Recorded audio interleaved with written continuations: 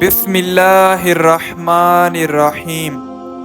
دیکھتی آنکھوں سنتے کانوں، آپ سب کو AS اسلامک یوٹیوب چینل میں دل کی اتھاہ گہرائیوں سے خلوص بھرا السلام علیکم۔ پرانے زمانے میں بنی اسرائیل کا ایک بادشاہ تھا جو کافر ہونے کے ساتھ ساتھ بہت ظالم بھی تھا، جو لوگوں کو خنزیر کا گوشت کھانے پر مجبور کرتا تھا۔ جو آدمی انکار کرتا تو اسے سخت سزائیں دے کر ہلاک کروا دیتا۔ پھر اس زمانے کے سب سے بڑے عابد کو بادشاہ کے پاس لایا گیا۔ لوگ اس عابد کے مرتبے اور فضیلت سے آگاہ تھے۔ لوگ نہیں چاہتے تھے کہ اس عابد بزرگ کو بادشاہ کی طرف سے کوئی تکلیف پہنچے۔ چنانچہ ایک سپاہی نے عابد سے کہا، آپ مجھے ایک بکری کا بچہ ذبح کر کے دے دیں۔ جب بادشاہ کہے گا کہ اس عابد کے سامنے خنزیر کا گوشت رکھیں تو میں وہی بکری کا گوشت آپ کے سامنے پیش کروں گا۔ بادشاہ یہ سمجھے گا کہ آپ نے اس کی خواہش کے مطابق خنزیر کا گوشت کھا لیا اور اس طرح آپ بھی ہلاکت سے محفوظ رہیں گے۔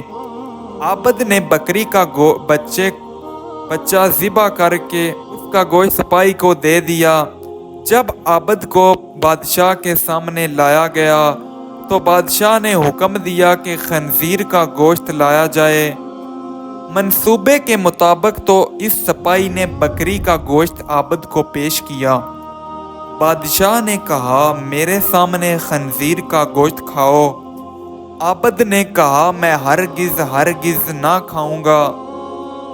یہ سن کر سپاہی نے اشارے سے بتایا کہ یہ وہی گوشت ہے جو آپ نے مجھے بکری ذبح کر کے دیا ہے، آپ بلا جھجک کھا لیں۔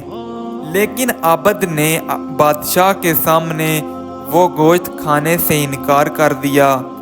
ظالم بادشاہ نے سپاہی کو حکم دیا کہ اسے قتل کروا دیں۔ جب عابد قتل کے لیے لے جانے لگے تو وہی سپاہی قریب آیا اور کہا، آپ نے گوشت کیوں نہ کھایا؟ باخدا یہ وہی گوشت تھا جو آپ نے دیا تھا۔ عابد نے کہا، ایسی کوئی بات نہیں، بلکہ میں اس بات سے ڈر گیا تھا کہ لوگ میری وجہ سے فتنے میں مبتلا ہو جائیں گے، کیونکہ جب بھی کسی کو خنزیر کا گوشت کھانے پر مجبور کیا جائے گا تو لوگ کہیں گے کہ فلاں عابد نے بھی تو مجبور ہو کر حرام گوشت کھا لیا تھا، لہٰذا ہم بھی کھا لیتے ہیں۔ اس طرح لوگ میری وجہ سے بہت بڑے فتنے میں مبتلا ہو جائیں گے اور میں ہرگز لوگوں کے لیے فتنہ بنا نہیں چاہتا۔